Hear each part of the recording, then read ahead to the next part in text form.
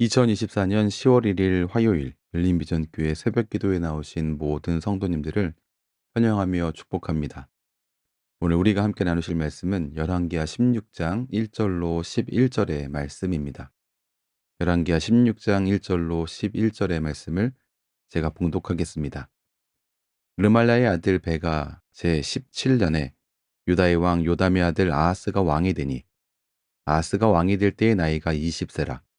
예루살렘에서 16년간 다스렸으나 그의 조상 다윗과 같이 아니하여 그의 하나님 여호와께서 보시기에 정직히 행하지 아니하고 이스라엘의 여러 왕의 길로 행하며 또 여호와께서 이스라엘 자손 앞에서 쫓아내신 이방 사람의 가증한 일을 따라 자기 아들을 불 가운데로 지나가게 하며 또 산당들과 작은 산 위와 모든 푸른 나무 아래에서 제사를 드리며 분향하였더라. 이때에 아람의 왕 르신과 이스라엘의 왕 르말라의 아들 베가가 예루살렘에 올라와서 싸우려 하여 아하스를 에워쌌으나 능히 이기지 못하니라.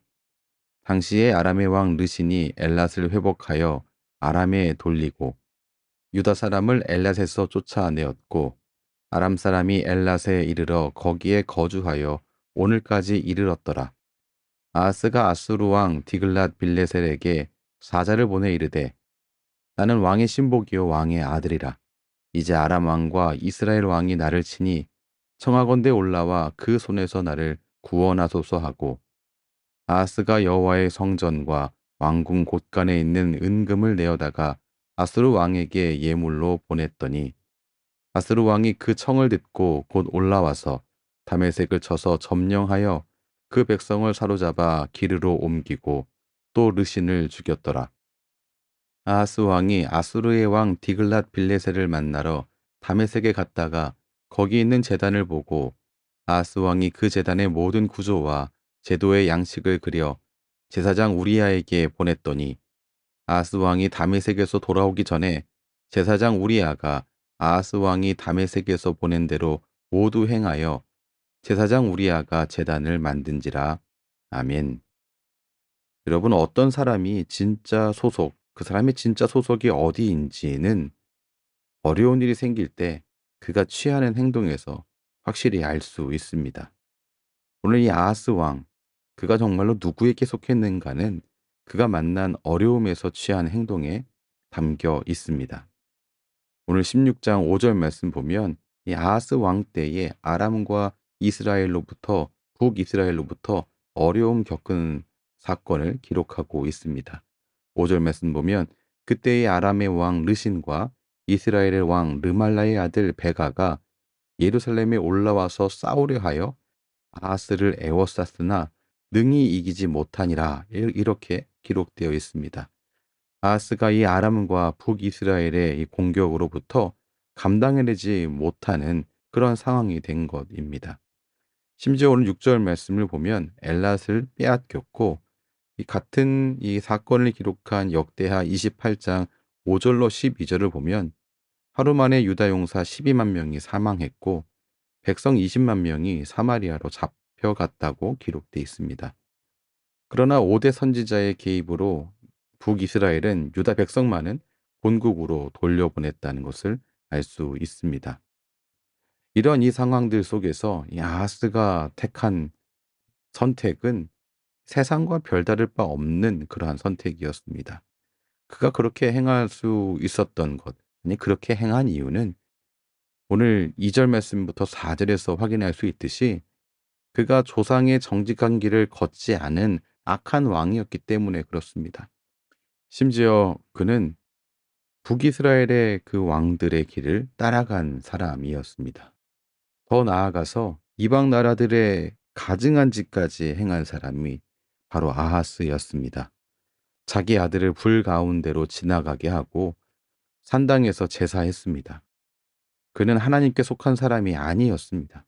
세상과 별 다를 바 없는 사람이었습니다.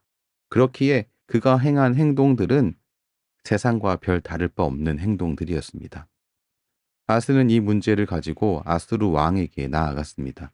7절 말씀 보면 아수르 왕 디글랏 빌레셀에게 가서 사자를 보내서 이렇게 전했습니다. 나는 왕의 신복이며 왕의 아들이라. 나를 구원하소서. 아니, 이 이야기를 아수르 왕에게 가서 해야 할 이야기가 아니라 하나님께 해야 할 일 아니겠습니까? 그는 자신을 아수르 왕의 신하이자 아들이라고 표현하면서 아수르와 유다의 관계를 종속 관계로 말했고 아수르의 도움을 유도했습니다. 하지만 이 아스의 방향이 완전히 잘못된 것은 지금 일어나고 있는 이 일, 아람 왕과 그리고 북이스라엘의 왕이 지금 이 유다를 침공해서 어렵게 하고 있는 바로 이 일이 하나님께서 행하신 일이란 겁니다. 열왕기하 15장 37절 말씀에서는 이렇게 기록되어 있습니다. 그때에 여호와께서 비로소 아람 왕 르신과 르말라의 아들 베가를 보내어 유다를 치게 하셨더라. 그렇습니다. 지금 이 아하스 왕의 이 남유다에서 일어나고 있는 이 일은 하나님의 심판이었습니다. 하나님의 심판이었기 때문에 이 문제를 가지고 나아가야 할 방향은 너무나도 명확하게 아수르가 아니고 하나님이었습니다. 하지만 아하스가 보여진 이런 이 행동들은 그가 어디에 속해 있는지를 잘 드러내는 행동이었습니다. 하나님께 가지 않고 세상을 향하여서 정치적인 이 방법으로 국제 정세 속에서 힘의 균형을 찾으려고 하는, 도움을 찾으려고 하는 이런 모습은 그가 하나님께 속한 사람이 아니라 세상에 속한 사람이었다는 것을 여실히 드러내는 증거입니다. 아수르의 힘으로 상황을 모면한 아하스 왕은 이후에도 더욱 아수르를 의지하는 모습을 확인할 수 있습니다. 그가 다메섹에 갔는데 다메섹에 가서 우상 제단을 보았고요. 그것을 본 아하스는 그 제단에 매료되어서 그대로 예루살렘에 만들도록 지시했습니다. 10절 말씀을 보시죠. 아하스 왕이 아수르의 왕 디글랏 빌레셋을 만나러 다메섹에 갔다가 거기 있는 제단을 보고 아하스 왕이 그 제단의 모든 구조와 제도의 양식을 그려 제사장 우리야에게 보냈더니, 정치적으로 세상과 타협한 아하스는 영적으로도 이방신들과 그 제의를 흡수합니다. 그는 하나님이 정한 제의에 이방의 것을 섞어 놓고 예배 질서를 어지럽혔습니다. 그런데 여기에 제사장 우리아의 동조가 있었다라고 하는 건 역시 우리가 짚고 넘어가야 할 부분입니다. 아하스가 잘못된 길을 향해서 가는데 아하스의 이 범죄에 대해서 죄를 지적하는 시스템이 제대로 작동하지 않았던 겁니다. 이전에 아사랴 왕 때 제사장들은 아사랴의 성전 범죄에 대해서 담대히 죄를 지적했습니다. 그 왕이 성전에서 분향하려고 했기 때문에 그렇습니다. 그런데 지금 제사장 우리아는 아하스의 범죄에 대해서 그 범죄를 지적하는 것이 아니라 그 지시대로 모두 행하는 모습을 보여주고 있습니다. 그는 성도의 죄를 지적함을 통해서 악행을 제지해야 하는 그러한 이 사명을 또한 갖고 있는 사람이었는데 그 역할을 포기해 버린 겁니다. 결국 이 우리아는 아하스의 범죄의 공범이 되어 버렸습니다.